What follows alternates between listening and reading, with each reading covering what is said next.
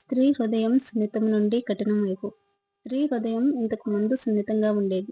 ఇప్పుడు స్త్రీ హృదయం ఎన్నో గాయాలను చూసింది. చిన్నప్పుడు, చదువుకునే రోజుల్లో, పెళ్లి తర్వాత, భర్త ద్వారా ఇలా రకరకాలుగా ఎన్నో ఆమె హృదయానికి గాయాలు చేశాయి. ఆమె హృదయానికి అందరూ గాయాలు చేసిన వారే. అందుకే ఇప్పుడు ఆమె హృదయాన్ని రక్షించుకోవడానికి రాటుదేలిపోయింది. ఎవరు చెప్పినా వినకుండా తయారైంది.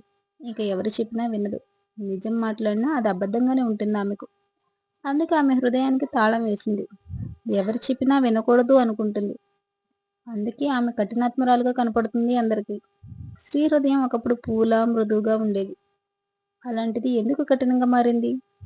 చిన్నప్పటి తల్లిదండ్రుల కాఠిన్యత, పాఠశాలలో అపహాస్యం, పెళ్లి తర్వాత భర్త మాటల్లో పొందిన బాధ, ఇవన్నీ కలిసి ఆమె హృదయాన్ని గాయాలతో నింపాయి.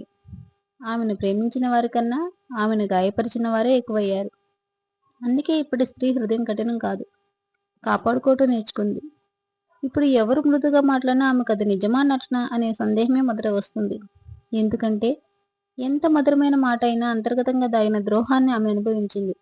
ఇక ఆమె కఠినాత్మురాలు కాదు, అనుభవం అనే బలమైన కవచం ధరించింది. ఇప్పుడు ఆమె నిశ్శబ్దం శక్తి అయ్యింది, కన్నీరు జ్ఞానం అయింది, హృదయం రక్షణగా మారింది. ఒకప్పుడు స్త్రీ తన భర్తపైనే ఆధారపడేది. భర్తే ఆదాయం, భర్తే భరోసా, భర్తే బలంగా కనిపించేవాడు. ఆమెకి ఇల్లు, ఆస్తి, డబ్బు అన్నీ ఆయన చేతుల్లోనే ఉండేవి. అందుకే ఆమె భర్త నుండి కోరేది ప్రేమ, ఆప్యాయత, మమకారం. ఆమె అడిగేది పెద్దదేమీ కాదు, కొంచెం మమకారం, కొంచెం శ్రద్ధ, కొంచెం మాట. అదే ఆమెకు ప్రపంచం అంత ప్రేమ. ఇప్పుడు స్త్రీ ఒకప్పుడు భర్త నన్ను ఎలా చూసుకుంటాడో అని ఆలోచించే ఆమె ఇప్పుడు నన్ను ఎలా నిలబెట్టుకోవాలి అని ఆలోచిస్తుంది. ప్రేమ ఎన్ని రోజులు అడుకోగలం భర్త నుండి? బ్రతకటమే మొదట అవసరం కనిపించింది ఆమెకు.